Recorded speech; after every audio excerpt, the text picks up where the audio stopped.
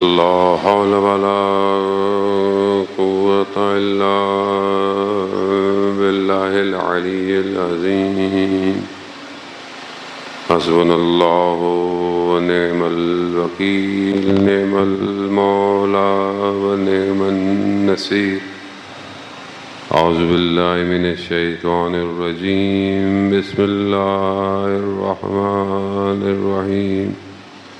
الحمد لله الذي يؤمن الخائفين وينجي الصالحين ويضع المستكبرين ويهلك ملوكا ويستخلف آخرين.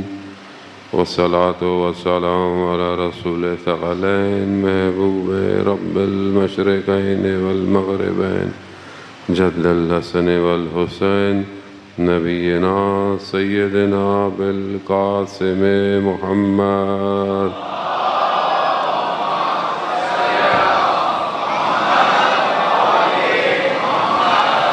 وعلى آله الطيبين الطاهرين المعصومين، لا سيما بقية الله في الأرضين. روحي وأرواحنا لتراب مقدم الفداء ولعنة الله على أعدائهم أجمعين.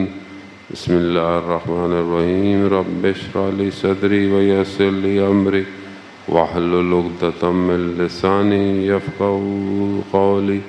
أما بعد فقد قال الله تبارك وتعالى في كتاب الحكيم والقرآن المجيد: وما خلقت الجن والإنس إلا ليعبدون. صلوات بھیجے محمد.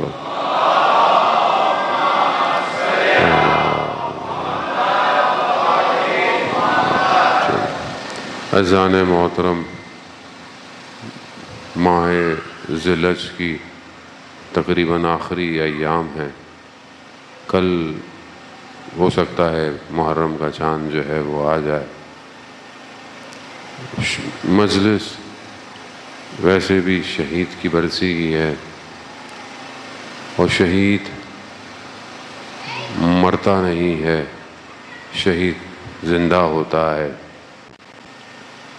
اور زندہ کو یاد کر کے خوش ہونا چاہیے. زندہ کو یاد کر کے انسان پشیمان نہیں ہوتا. وہ ہم ہو سکتا ہے شہید کو نہیں دیکھ رہے، لیکن وہ ہمیں دیکھ رہا ہے. وہ اسی لیے بڑے بڑے علماء جب اس آیت کی تفسیر کرتے ہیں، جو آیت آپ نے پیچھے دیکھی ہے جو پینا فلیکس پہ لگی ہوئی ہے، اور اس سے مشابہ اور آیات ہیں کہ جس میں خدا خود اپنے بندوں سے یہ کہہ رہا ہے کہ تم گمان نہ کرو کہ جو اللہ کی راہ میں مارا گیا وہ مردہ ہے، بل احیاء، بلکہ وہ زندہ ہے. عند ربہم یرزقون، اللہ کے نزدیک رزق پاتا ہے. خوب اس کا زندہ ہونا کیسا ہے، اس کا رزق پانا کیسا ہے. خوب یہ ماورائے طبیعت ہے، اسے ہم نہیں سمجھ سکتے. علماء کہتے ہیں، امام خمینی خود فرماتے ہیں کہ صرف یہی جملے شہید کے لیے کافی ہیں، اور جتنے بھی قلم مادی ہوں وہ ٹوٹ بھی جائیں تو بھی شہید کے درجے کو بیان نہیں کر سکتے. خدا جس کو کہہ رہا ہو کہ وہ اللہ کے نزدیک رزق پا رہا ہے، وہ کیسا رزق ہے، کہاں سے پا رہا ہے، وہ ہم نہیں اس کو سمجھ سکتے. لیکن یہ ہے کہ شہید قوم کی حیات ہوتا ہے. حدیث امام جعفر صادق علیہ الصلوۃ والسلام صلی اللہ. امام فرماتے ہیں کہ ایک شہید 70 اپنے لوگوں کی شفاعت کرے گا. 70 لوگ. وہ آپ کے اپنے محلے کا شہید ہے، جس کے اچھے تعلقات اس سے ہوں گے، کم از کم وہ اس خوش فہمی میں رہ سکتے ہیں کہ ہماری تو وہ شفاعت کرے گا. اذان موت. خوب یہ مسکراتا چہرہ آج بھی اس کا آنکھوں کے سامنے ہے. جیسے گویا وہ ابھی بھی مسکرا رہا ہے، اور یقیناً مسکرا رہا ہے۔ وہ ظاہر ہے جس ایام میں اسے اللہ نے یہ شہادت دی، ماہ محرم کے ایام، اور اس ایام میں بھی خلق انسانیت کی خدمت کرتے ہوئے، جان بچاتے ہوئے اپنی جان کا نذرانہ پیش کیا۔ وہ یہ آسان نہیں ہے، وہ ہے کیونکہ شہید کی مجلس ہے۔ بہرحال میں بھی یہی چاہوں گا کہ میں شہید سے باہر نہ جاؤں، شہید پہ ہی رہوں، تاکہ خدا ہمیں بھی شہادت نصیب کرے۔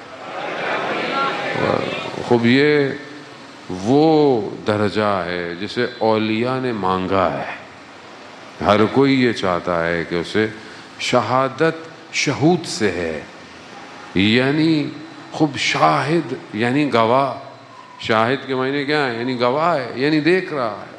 وہ شہادت بھی ایسا مقام ہے کہ جو بہت آسانی سے نہیں ملتا، اور شہید کے خون کا قطرہ جب زمین پہ گرتا ہے خدا اس کے سارے گناہوں کو معاف کر دیتا ہے۔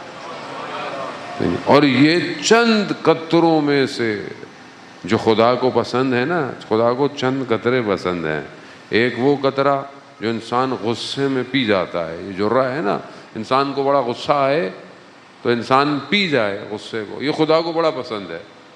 ایک وہ جو رات کی تاریکی میں خوف خدا سے آنکھوں سے نکلے، یہ قطرہ خدا کو بڑا پسند ہے۔ اور ایک یہ خون کا قطرہ جو خدا کی راہ میں بدن سے ٹپکتا ہے۔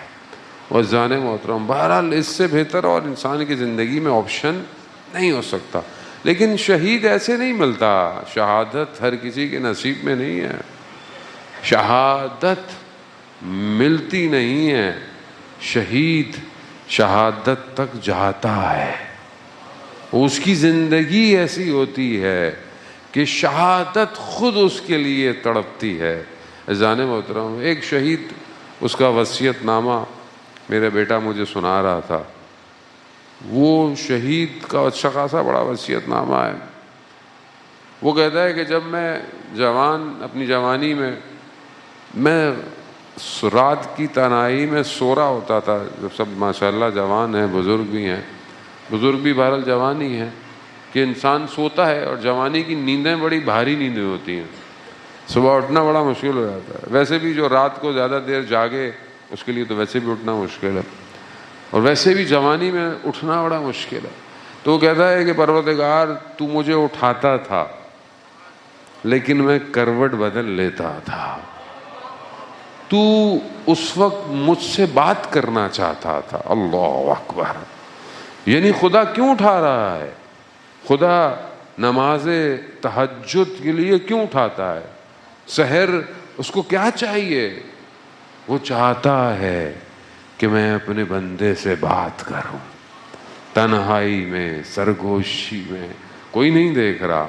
تو شہید کہتا ہے کہ پروردگار تو مجھے اٹھاتا تھا، تو چاہتا تھا مجھ سے بات کرے، لیکن میں نے ناز کیے، میں نہیں اٹھتا۔ جیسے بچہ ہے نا، بچے کو بیٹا کھا لو، تو میں نہیں کھاؤں گا، بیٹے بولے کر لو، میں نہیں کروں گا۔ بچہ کیا کرتا ہے؟ بچہ ناز کرتا ہے، بچہ ہے نا۔ خوب انسان بھی اپنے خالق کی بارگاہ میں ناز کرتا ہے، وہ اٹھاتا ہے، میں نہیں اٹھتا۔ وہ شہید جب یہ اپنا وصیت نامہ لکھ رہا تھا تو وہ خط مقدم پہ تھا، یعنی بالکل فرنٹ لائن پہ لڑ رہا تھا۔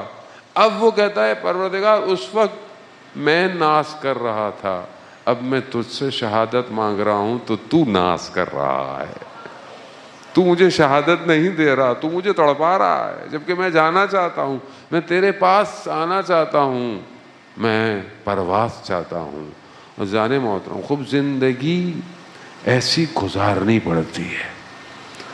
میں بہت زیادہ آپ کا وقت نہیں لوں گا، لیکن کیونکہ بہرحال شہید جو ہے وہ امام رضا علیہ الصلوۃ والسلام کی اولاد میں،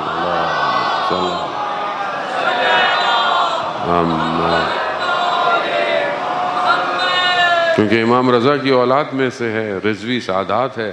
ایک امام رضا کی حدیث میں آپ کی خدمت میں تقدیم کرنا چاہوں۔ جانو تو امام رضا علیہ الصلوۃ والسلام بیان کرتے ہیں کہ وہ شخص جس کی عقل سالم ہو، اور عقل کمال پہ پہنچے اس کے اندر چند کوالٹیز ہونی چاہیے. میں ساری نہیں، میں بس تھوڑی سی بیان کروں گا اور ہم اس کو اپنی زندگی سے میچ کریں تاکہ ہم بھی شہادت کی طرف بڑھیں. شہادت کے لیے زندگی ایسی گزارنی پڑتی ہے جیسے اس جوان نے گزاری. اب اس نے یہ نہیں دیکھا کہ میں گر جاؤں گا پانی میں سلپ ہو جاؤں گا، نہیں دیکھا. اس نے اپنے آپ کو نہیں دیکھا، اس نے سامنے والے کو دیکھا. خوب یہ خوبی ہر کسی میں نہیں ہے. امام فرماتے ہیں پہلی صفت کیا ہے؟ پہلی صفت یہ ہے کہ جب بھی کوئی اس کو دیکھے، یعنی ایسے شخص کو جس کی عقل سالم ہوتی ہے، کوئی بھی اس کو دیکھے تو اس کو دیکھتے ہی اسے صرف خیر نظر آئے. یعنی جب بھی کوئی آپ کو دیکھے تو کیا بولے؟ اس سے اچھائی ملے گی، مجھے اس سے خیر ملے گی. ایسا نہ ہوگا کوئی آپ کو دیکھے کہ لو بھائی پھر مشکل آ گئی، پھر مصیبت نہیں. یعنی اس شخص کو اگر کوئی دیکھے تو اسے صرف یہ پتا ہو کہ اس سے مجھے فائدہ ہی ہوگا.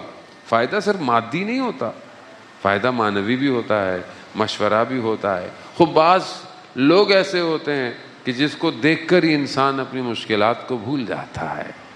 خوب یہ پہلی صفت ہے. کیا یہ صفت ہمارے اندر پائی جاتی؟ کیا کوئی ہمیں دیکھ کر یہ کہتا ہے کہ اس سے فائدہ ہوگا؟ ہمارے گھر والے ہمیں دیکھ کے فائدہ، ہمارے ماں باپ ہم سے راضی ہیں یا نہیں ہے؟ پہلے چیز تو وہی ہے. آپ باہر اپنے آپ کو بہت خوش رکھیں، میں یہ کام کرتا ہوں، میں وہ کام کرتا ہوں، ماں باپ راضی ہیں کہ نہیں ہیں؟ ماں باپ راضی نہیں ہے. بعض اوقات انسان باہر لوگوں کو راضی کرنے کے چکر میں لگا رہتا ہے، ماں باپ راضی نہیں، ماں باپ کو تکلیف دیتے ہیں، ماں باپ کو ہم اذیت کرتے ہیں. کیسے ہو سکتا ہے؟ ذہن موت. خوب یہ شخصیت بنانی پڑتی ہے کہ جس سے آپ ہر دل عزیز ہوں. پہلی صفت. دوسری صفت یہ ہے کہ کوئی جب اسے دیکھے تو اس کی برائیوں سے امان میں رہے.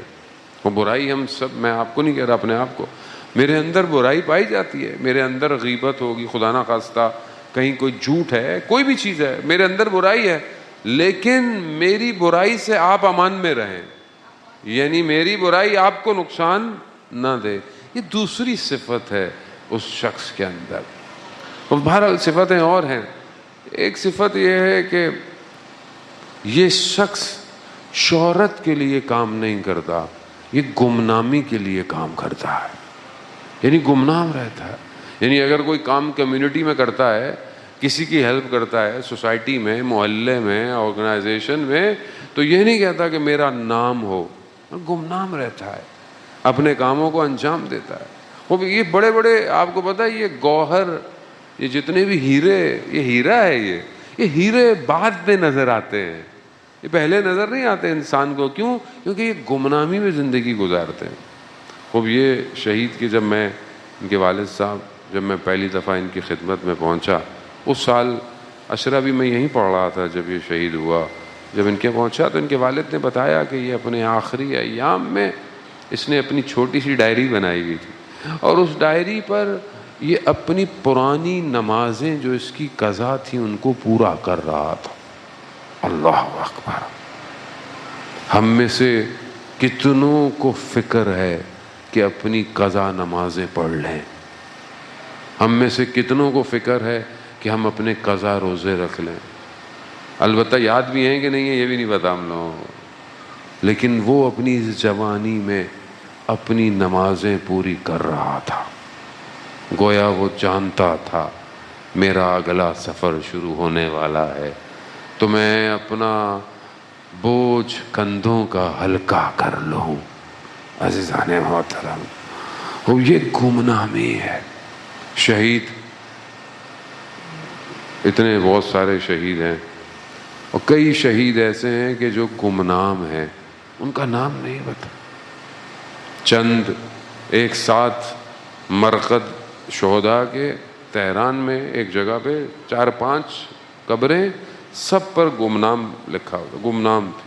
ان کا نام نہیں پتا کیونکہ باڈی کے پورے پارٹس نہیں ملے، پتہ نہیں چلا کس کے ہیں کیا ہے نہیں پتا، تو وہ گمنام کر کے دفنا دیتے ہیں. تو ایک ماں کا بچے اس کی باڈی نہیں آئی تھی، اس نے بہت گریا کیا، بہت گریا، اتنا گریا کیا کہ اس کے خواب میں اس کو بتایا گیا کہ کون سی گمنام قبر تمہارے بیٹے کی ہے۔ وہاں گئے، انہوں نے ڈی این اے ٹیسٹ کیا تو کہا کہ اسی کی اولاد ہے۔ تو اس کی قبر پہ جو گمنام لکھا ہوا تھا وہ ہٹ گیا، اس کا نام آ گیا۔ تو وہ اپنی ماں کے خواب میں آیا، کہا ماں یہ کتنا بڑا ظلم کیا تم نے، جب تک ہم گمنام تھے ہماری قبروں پر سیدہ آتی تھی۔ اللہ، مگر گمنامی میں نام نہیں ہے کیا؟ اصل تو نام گمنامی میں ہے۔ جن کی اپنی قبر مرقد گمنام ہو، کسی کو نہیں پتا نا، بیوی کا کسی کا۔ پچھلے دنوں ایران سعودیہ کے حالات اچھے ہوئے تو بلار کو واٹس ایپ چلا رہا ہے کہ بیوی کا جو ہے وہ روزہ بنے گا۔ بیوی کا روزہ کہاں بنے گا؟ جنت البقیع بنے انشاءاللہ، جلدی بنے، لیکن بیوی کا روزہ کسی کو نہیں پتا، کیونکہ بیوی کا اصل گمنامی ہے۔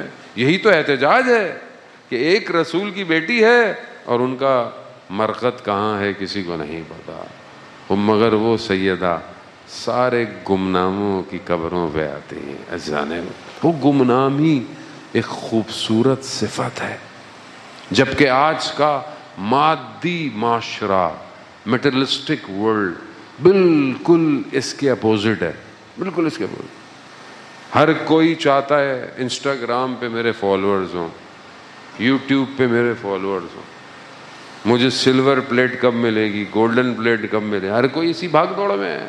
کتنوں نے میری مجلس دیکھی، کتنوں نے میری مجلس سنی، ہم اسی بھاگ دوڑ میں ہیں۔ کتنوں کو اثر ہوا کسی کو فکر نہیں ہے، مجھے خود کو کتنا اثر ہوا مجھے بھی نہیں پتا۔ میں بھی روز یہی چیک کرتا ہوں، ملین فالوورز ہو گئے، ملین نے دیکھ لیا، لوگوں نے کمنٹ کیا کیا، یہ کیا ہے؟ دنیا ہے۔ جانے میں یہ نہیں کہتا کہ میڈیا پہ کام نہ کریں، کام ضروری ہے، لیکن شہرت چاہیے یا گمنامی چاہیے؟ خوب نام تو خدا دے ہی دیتا ہے، لیکن خدا کی بارگاہ میں نام چاہیے یا دنیا کی بارگاہ میں نام؟ وہ کمال وہ ہے، زن روایت ہے کہ جس گھر میں رات کو قرآن کی تلاوت ہوتی ہو، وہ گھر آسمان والوں کے لیے تاروں کی طرح چمکتا ہے۔ خوب یہ شہرت، یہ روشنی ہو نا میرے گھروں میں تو پھر تو کمال ہے۔ وہ دیکھیں، دنیا دیکھ کے کیا کریں؟ خاص طور پہ جوان آپ بیٹھے ہیں جانے محترم، خوب یہ جوانی میں آپ کو ڈیسائیڈ کرنا ہے کہ اگر خدا کے لیے کام کرنا ہے تو پھر گمنام ہونا چاہیے، یعنی انسان کام کرے نام کے لیے نہیں، صرف خدا کے لیے۔ اور یہ آسان نہیں ہے، یہ صفت آسان نہیں ہے جانے والا۔ خوب اسی کو شہید اپنی زندگی میں اجاگر کرتا۔ شہید جب زندہ ہوتا ہے تو وہ اپنی زندگی کو اپنے طریقے سے گزار رہا ہوتا ہے، جب وہ ظاہر چلا جاتا ہے تو پھر انسان کو پتہ چلتا ہے کہ اس نے کیا کیا کیا، کس طرح کیا۔ اور شہیدوں کے بھی درجات ہیں، ہر شہید اپنے درجے کے حساب سے جاتا ہے، اور جب وہ دنیا سے جاتا ہے تو پھر شور غوغاں جو مچتا ہے وہ دلوں کو ہلاتا ہے۔ میں سمجھتا ہوں کہ خاص طور پہ خاص طور پہ اس محلے کے جوانوں کے لیے، اسکاؤٹ کے، آئی ایس او کے، جتنے بھی بہرحال یہاں پہ لوگ جوان کام کرتے ہیں، خود میرے اپنے ذات کے لیے خوب یہ شہید مشعل راہ ہے کہ ہم بھی اپنی کمیونٹی میں، سوسائٹی میں اپنا کردار ادا کریں۔ کوئی بھی کام ہو، اذان محترم، بعض اوقات ہم شکوے زیادہ ہیں، گلے زیادہ ہیں ہمارے پاس، یہ ایسا نہیں ہے، مسجد میں یہ نہیں ہے، گلی میں یہ نہیں ہے، محلے میں یہ نہیں ہے۔ خود میں کیا کر رہا ہوں؟ میں خود کچھ کام کروں، اپنی گلی محلے کو بہتر کر لوں۔ مجلس عزاداری محرم شروع ہو رہا ہے، میں اپنا کردار ادا کروں۔ ضروری نہیں ہے کہ میرے پاس کوئی پوسٹ ہو، میں والنٹیرلی پیش کروں اپنے آپ کو، کم از کم اس شہید سے رشتہ جو ہے محلے دار ہونے کا اس کو تو نبھاؤں، تاکہ یہ شہید 70 میں ہماری بھی شفاعت کرے۔ ہمیں نہیں پتا وہ عالم بہت سخت ہے، آسان نہیں ہے. قبر آسان نہیں ہے، روز محشر آسان نہیں ہے، صراط آسان نہیں ہے، میزان آسان نہیں ہے. اب کیونکہ ہمیں بیان نہیں کیا جاتا تو ہمیں لگتا ہے ہم بڑے آرام سے گزر جائیں گے. گزر جائے گا، وہ گزرے گا جس نے اپنی زندگی ایسے گزار دی ہو، وہ گزرے گا. میں ایک شہید جو کہ اپنے پروفیشن میں بہت ہائی تھا، شہید ہو گیا. ایک عالم ان کے والدین سے ملنے گئے تو کہا کہ قیامت میں کچھ لوگ ایسے ہوں گے جن کے بدن سے نور نکلے گا، کیونکہ قیامت میں سورج نہیں ہے، روشنی نہیں ہے، آپ کو پتہ ہے اندھیرا ہے، لیکن ان کے بدنوں سے نور نکلے گا اور بہت سارے لوگ اس نور میں اس راستے کو طے کریں گے. کہا آپ کا بیٹا ایسا شہید ہے کہ جس کے بدن سے نور نکلے گا. خوب یہ نور اسی دنیا میں سمیٹنا ہے.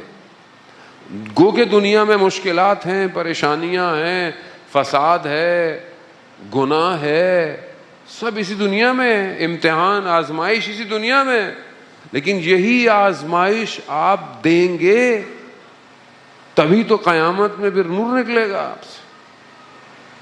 شہید ہادی کہ جس کی اردو میں بھی کتاب ہو چکی ہے کئی دفعہ، اس کا بدن بہت چست تھا. جیسے آج کل جوان، ابھی آج کل تو جوان باڈی واڈی بھی نہیں بناتے، پتہ نہیں کن چکروں میں موبائلوں میں لگے رہتے ہیں. بندہ کو ورزش کرنی چاہیے، ایکسرسائز کرنی چاہیے. تو اس کی کیونکہ وہ اسپورٹس کھیلتا تھا تو اس نے جس طرح ایک جوان کپڑے پہنتا ہے اس طرح پہنا ہوا. اس کی توجہ نہیں تھی تو دیکھا کہ وہ اپنے دوستوں کے ساتھ تھا تو دوستوں نے کہا کہ دیکھو کس طرح لڑکیوں کی نگاہ تمہارے بدن پہ پڑ رہی ہے اور کہہ رہی ہیں کہ کتنا خوبصورت ہے. اس کو اتنی شرمندگی ہوئی کہ اس نے دوسرے دن سے ڈھیلے کپڑے پہننا شروع کر دیے. یعنی عفت اور پاک دامنی صرف لڑکیوں کے لیے نہیں ہے، لڑکوں کے لیے بھی ہے کہ وہ اپنے آپ کو پاک رکھے.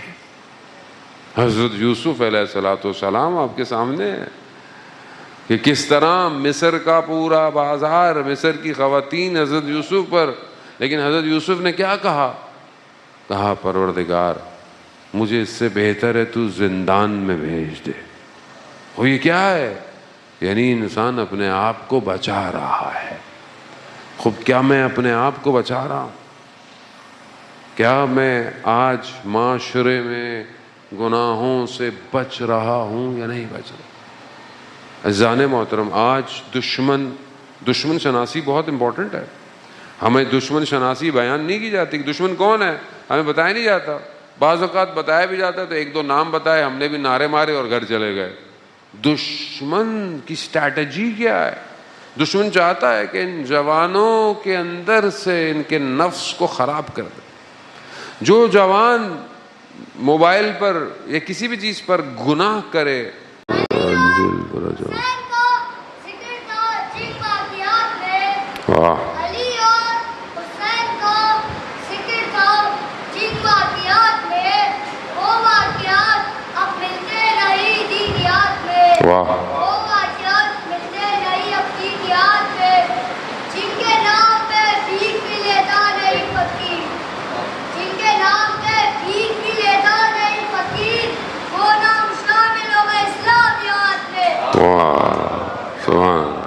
درود بھیج دے محمد والے.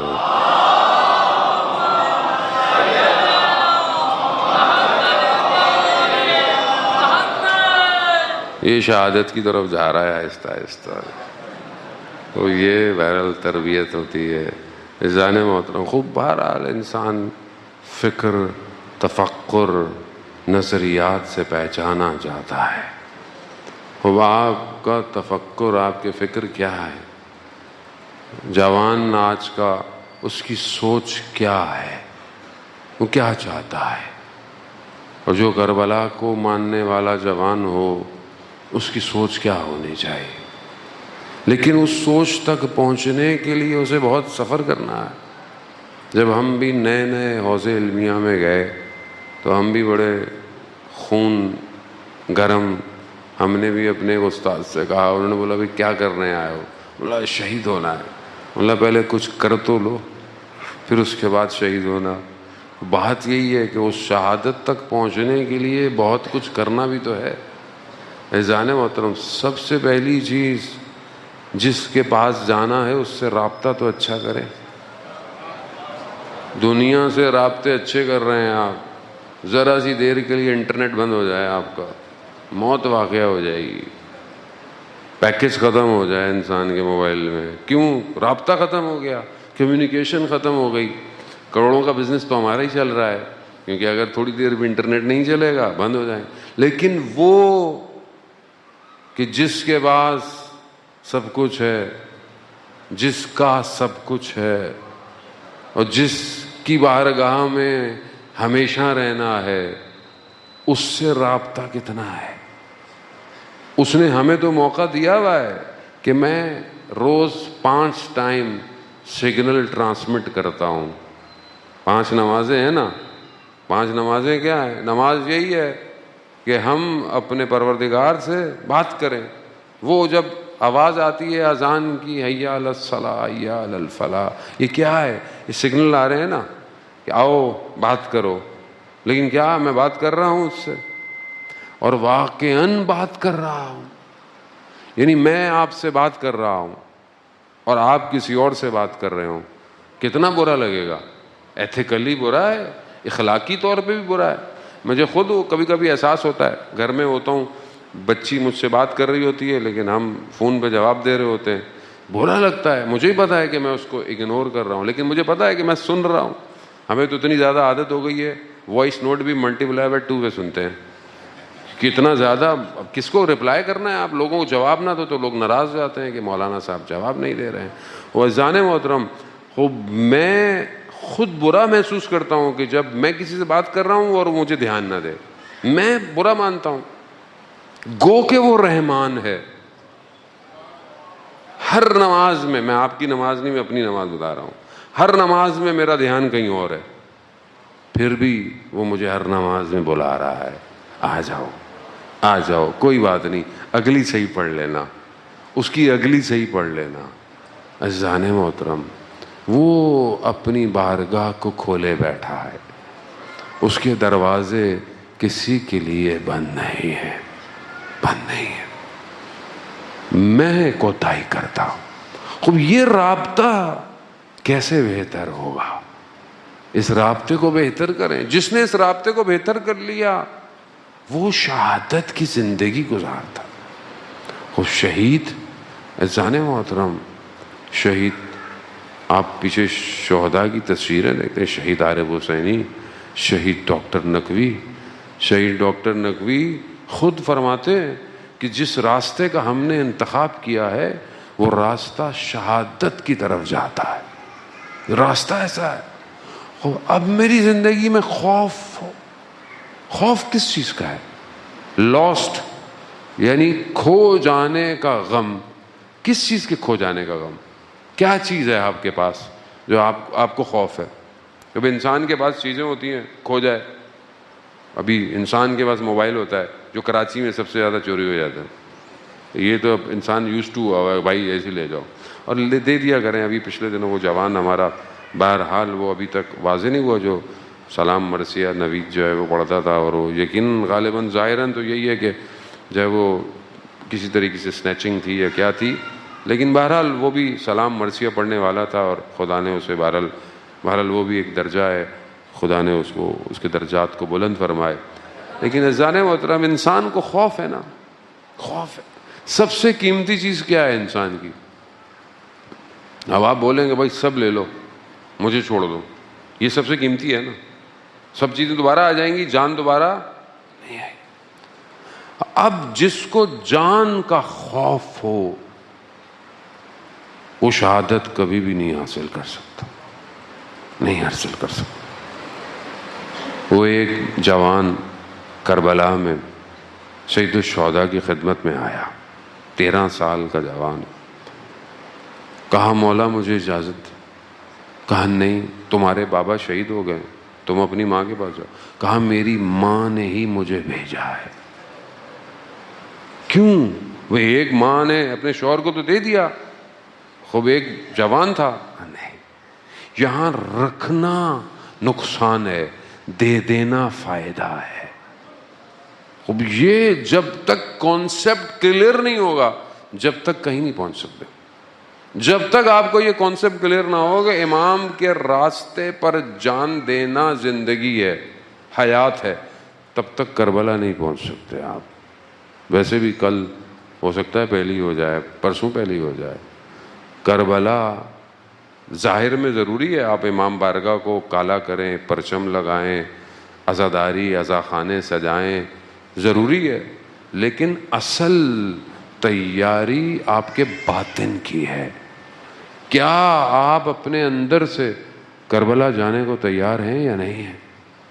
کیا آپ اپنی قیمتی چیزوں کو قربان کرنے کو تیار ہیں کہ نہیں ہیں؟ جو چھوڑ کر کربلا نہیں جائے گا اسے کچھ نہیں ملے گا. آپ کے سامنے جتنے لوگ سید الشہداء کے پاس آئے ہیں وہ اپنا سب کچھ چھوڑ کر آئے، لیکن کیا پایا انہوں نے؟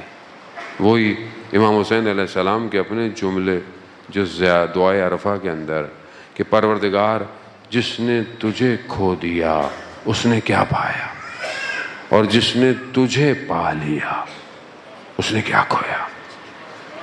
خوب کہاں ہماری زندگی میں خدا کدھر ہے؟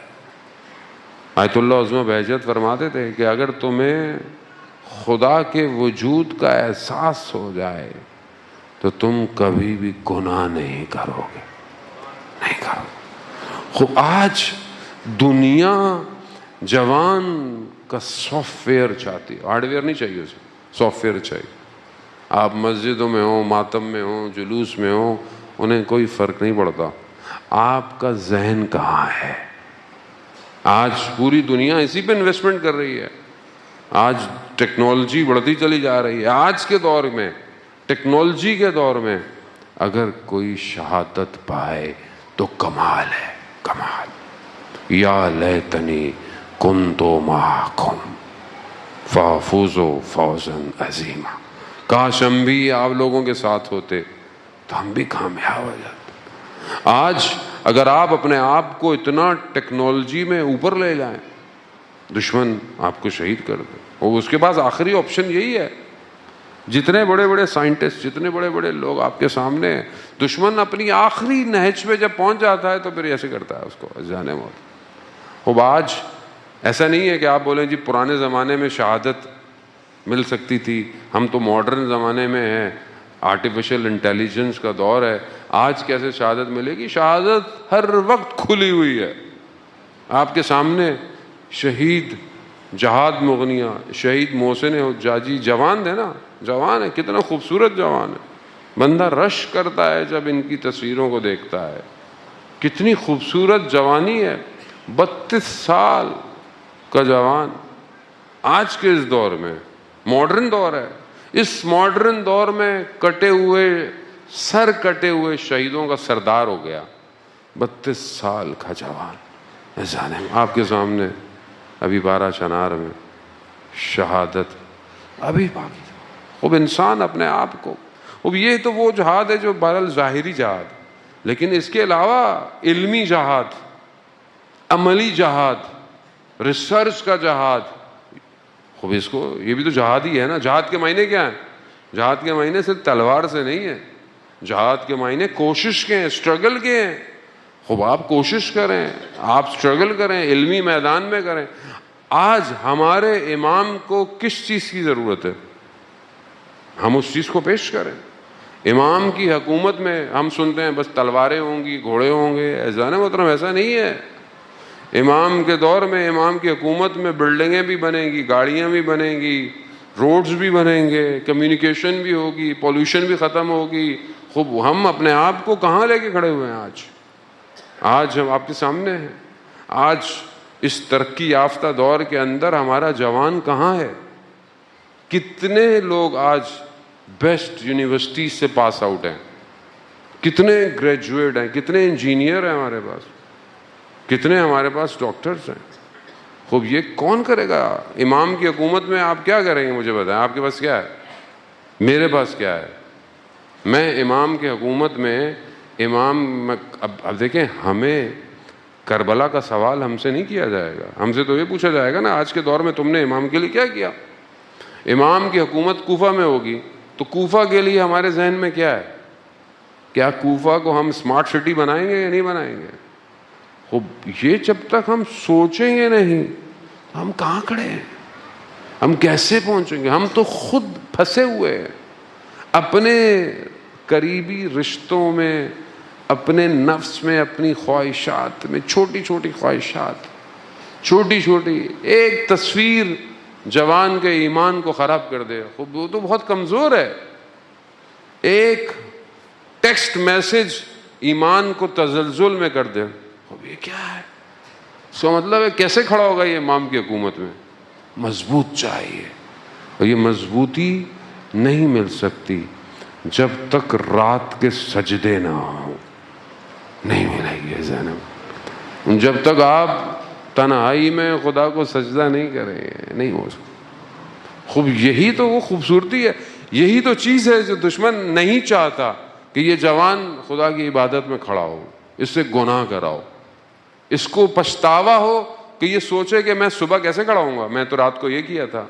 ہو آپ اسی کے اپوزٹ جائیں. خدا کا دروازہ کبھی بند نہیں ہوتا. مایوس نہ ہو، مایوس نہ ہو. میں آپ ایک دوسرے کو دور کر سکتے ہیں، خدا اپنے بندے کو دور نہیں کرتا.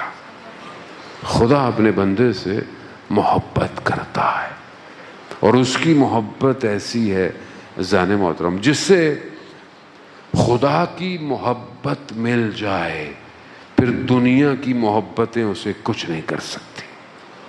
اس محبت کو ڈھونڈیں بس. بہرحال میں زیادہ آپ کو مزاحم نہیں ہوں گا. زان محترم، کربلا اسی محبت کی داستان ہے کہ جس کی خاک بھی اگر بدن پہ لگ جائے تو جہنم سے بچا لیتی ہے. یعنی آپ سوچیں کہ کتنی عشق کمال پہ پہنچا ہوا ہے کہ زائر کے پاؤں کی خاک اگر کہیں بیٹھ جائے تو جہنم کی آگ سے بچ جاتا ہے. آیت اللہ بروجردی رضوان اللہ تعالیٰ علیہ کی آنکھوں میں تکلیف تھی، بہت تکلیف تھی. تو ڈاکٹر نے انہیں بہرحال منع کیا تھا. تو ایام آزاد تھے تو وہاں لوگ کپڑوں پہ مٹی لگاتے ہیں 9-10 محرم کو اور نکلتے ہیں. وہ خاک، وہ جو خاک زمین پہ گری ہوئی تھی، انہوں نے اس مٹی کو اٹھایا اور اپنی آنکھوں پہ لگایا اور آنکھوں کو شفا مل گئی. یہ ہے حسین. عزیزان محترم، کتنا بڑا خزانہ ہے ہمارے پاس. ہم پورا سال کچھ بھی نہیں کریں، بس ایک مجلس میں آ جائیں، بس پھر حسین جانے اور حسین کا رب جانے. عزیزان محترم، اب اس نعمت کو سمجھیں، اس مجلس، اس عزاداری کو وسیلہ بنائیں اپنے وقت کے امام تک پہنچنے کا. کربلا ہر سال یہی دعوت دے رہی ہے کہ جو حسین کے ماننے والے تھے وہ کربلا آ گئے. تم حسین زمان کے ماننے والے ہو، تم اپنے امام کے کتنے قریب ہو. بس عزیزان محترم، وہ یوسف زہرا تنہا ہے، وہ ہمارا انتظار کر رہا ہے. میری زندگی، میری آنکھیں اب بینائی کم ہو رہی ہے، بڑھاپے کی طرف انسان جا رہا ہے، مگر یہ شدت، یہ تڑپ وجود میں، مولا کیا میرے مرنے سے پہلے آپ آئیں گے؟ یہ اندر سے آواز آئے، یا مہدی ادرکنی. خوب یہ بہت ضروری ہے عزیزان محترم. آیت اللہ تقی بافقی کہتے ہیں کہ میں عراق سے جو ہے وہ زمین کے راستے ایران آ رہا تھا. ایلام میں روڈ بہت کرو میں ہے اور سردی اور برف باری، رات ہو گئی تو میں نے کہا کہ یہیں کہیں رک جاؤں، تو میں نے دیکھا کہ قہوہ خانہ ہے، میں وہاں رکا، لیکن اندر گیا تو وہاں پر اوباش اور ایسے لوگ بیٹھے ہوئے تھے، ان کی گفتگویں بہت عجیب سی تھیں۔ تو میں نے دیکھا باہر درخت کے سائے کے اندر، درخت کے نیچے ایک نورانی سی شخصیت بیٹھی ہے۔ مجھے انہوں نے میرے نام سے پکارا، کہا کہ تقی ادھر آ جاؤ، وہ جگہ تمہارے لیے مناسب نہیں ہے۔ میں آ گیا، ساری رات گزر گئی، مجھے سردی کا احساس نہیں ہوا۔ فجر ہوئی تو کہا کہ چلو نماز ہے، میں نے ان کے پیچھے نماز پڑھی۔ جیسی ہلکی ہلکی روشنی پھوٹنے لگی تو میں ان کے ساتھ چلنا شروع ہوا۔ مجھے یہ احساس ہو گیا، عزیزان محترم، یہ احساس ہوتا نہیں ہے جب تک وہ چاہے نہیں۔ وہ کہتے ہیں مجھے احساس ہو گیا یہ کوئی اور نہیں، یہ میرے وقت کا امام ہے۔ خوب، یہ جب تک امام نہ چاہے کوئی پہچان نہیں سکتا۔ آپ کے برابر میں امام بیٹھے ہوں، جب تک امام نہ چاہیں آپ نہیں پہچان سکتے۔ کاش ہمارے اندر وہ طاقت آئے، ہم اپنے امام کو پہچانیں۔ عزیزان محترم، خوب یہ بڑا درد ہے کہ ہم اپنے امام کو پہچان نہیں رہے۔ پھر جیسے ہی انہوں نے پہچانا تو امام نے کہا اب تم مجھے پہچان گئے ہو تو اب ہم تم سے رخصت لیتے ہیں۔ کہا مولا میں پھر آپ کو کب دیکھوں گا؟ کہا تم کم جب آؤ گے تو وہاں تم سے ملاقات ہوگی، اور سبزوار میں بھی تم ملو گے، ہم تم سے دو جگہ کا کہا چلے گا۔ یہ بڑے شوق سے، محبت سے، ایک تڑپ سے کم پہنچے۔ 3 دن کم میں رہے، مگر امام سے ملاقات، بڑا دل ٹوٹ گیا کہ امام نے تو کہا تھا۔ جیسے ہی سبزوار پہنچے، ابھی اسی سوچ میں تھے کہ میں امام کو دیکھوں، تو ہاتھ آیا اور دیکھا کہ امام ہے۔ کہا مولا آپ نے تو کہا تھا کم میں ملیں گے، مگر میں نے کم میں آپ کو نہیں دیکھا۔ تو امام فرماتے ہیں حرم سے باہر جب ایک خاتون تم سے ایک مسئلہ پوچھ رہی تھیں اور تم سر جھکائے کھڑے تھے، ہم تمہارے برابر میں کھڑے تھے۔ اللہ اکبر! مجھے نہیں پتا، میں نہ جانے کب کوئی غلطی کر رہا ہوں، میرے برابر میں میرا امام کھڑا ہو۔ میں تو خود بہت شرمندہ ہوں، میں آپ سے کیا کہوں۔ شہید کی مجلس ہے، میں جھوٹ بھی نہیں بول سکتا، شاہد ہے، گواہ ہے، جو کہہ رہا ہوں سچ کہہ رہا ہوں کہ جھوٹ کہہ رہا ہوں۔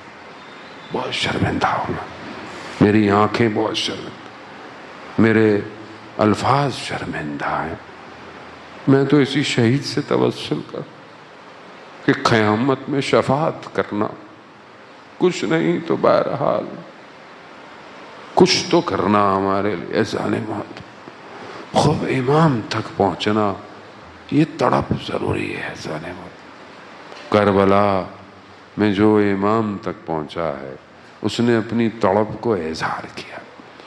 بس چند جملے اور آپ سے التماس دعا۔ عزیزان محترم، شہادت آسان نہیں ہے۔ دفاع مقدس میں ایک جگہ پر ایک ایسا مقام تھا جہاں پر کچھ کو خاردار تاروں سے گزر کے جانا تھا، اور جو جائے گا وہاں پر جو ہے وہ مائنز لگی ہوئی ہیں، وہ پھٹ جائیں گے، تو کچھ کو اپنی جانوں کا نذرانہ دینا تھا۔ اب ہر کوئی چاہتا، اللہ اکبر، سید الشہداء نے کیسا راستہ بنایا ہے کہ ہر کوئی دوڑ دوڑ کے جانا چاہتا ہے۔ سب نے کہا ہم جائیں گے، نہیں کہا ایسے نہیں ہوگا، کہا قرآن دازی ہوگی، قرآن دازی ہوگی۔ قرآن دازی کی گئی تو شہید کا نام آیا، وہ گیا، شہید ہو گیا۔ جب انہوں نے بعد میں پرچیوں کو دیکھا تو سب میں اسی کا نام لکھا ہوا تھا۔ اللہ کو یہ تڑپ چاہیے نا۔ خوب عزیزان محترم، آئیے غلام حسین سے متصل ہوتے، محرم میں جا رہے ہیں نا، اس غلام کو یاد کریں، شاید ارباب تک دروازہ کھل جائے۔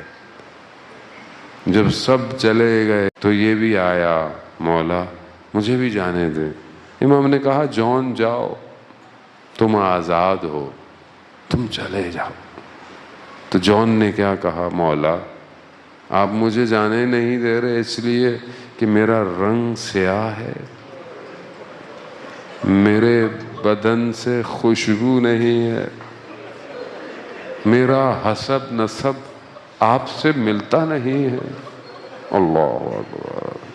کریم کی بارگاہ میں کوئی اس طرح کہہ دے تو پھر کیا ہوگا؟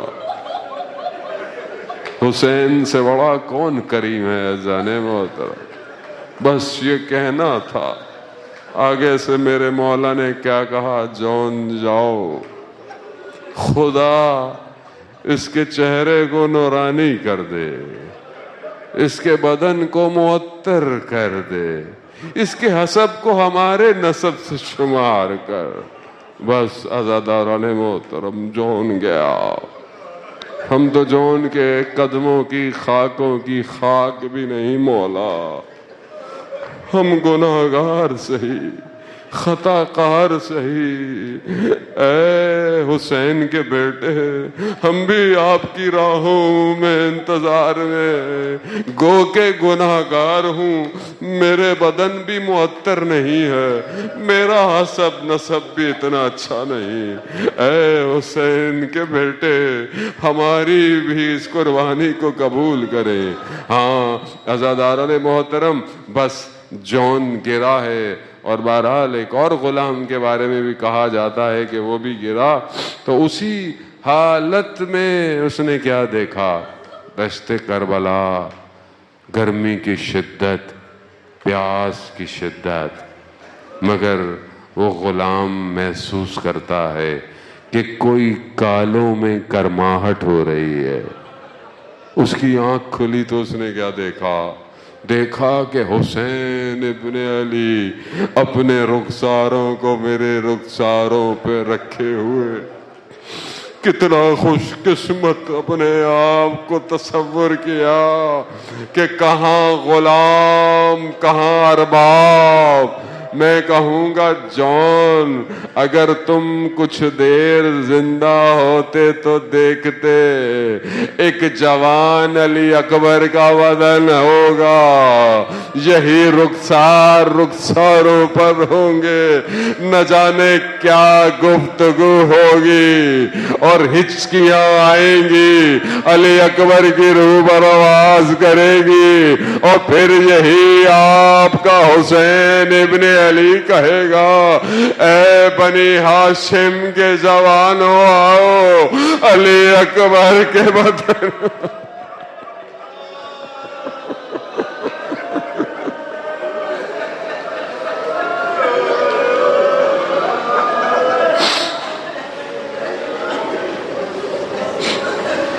الا لعنت اللہ علی القوم الظالمین وسیعلم الذین ظلموا ای منقلب ینقلبون۔ پروردگار تو رحمان ہے، تو رحیم ہے، تیرے علم نے ہر چیز پہ احاطہ کیا ہوا ہے، تو مالک یوم الدین ہے۔ پروردگار تجھے واسطہ حضرت سیدہ کا، ان کے باپا کا، ان کے شوہر کا، ان کے بیٹوں کا، پروردگار امام زمانہ کے ظہور میں تعجیل عطا فرما، ہمیں ان کے ناصروں، ان کے مددگاروں میں شمار۔ پروردگار اس شہید کے درجات کو بلند فرما، ان کے ماں باپ کو اور مسرت اور خوشیاں عطا فرما۔ یہ جو جوان بیٹھے ہیں پروردگار، ان کی سیرت کو بھی کامیابی کی طرف گامزن فرما۔ پروردگار ہمیں اپنے وقت کے امام کے لیے تیار ہونے کی توفیق عطا فرما، ہمارے امام کو ہمارے اعمالوں سے راضی فرما، ایام اعظام مقصد حسین کو سمجھنے کی توفیق عطا فرما، جہاں بھی مجلس جلوس عزاداری ہے ان سب کی حفاظت فرما، مسلمانوں کو آپس میں محبت اور اتفاق سے رہنے کی توفیق عطا فرما، ہمارے وطن عزیز پاکستان کو عزت اور استحکام عطا فرما، اس کے دشمنوں کو نیست اور نابود فرما۔ اللہم ارزقنا زیارت الحسین فی الدنیا و شفاعتہ فی الآخرہ۔ صلوات بیت محمد۔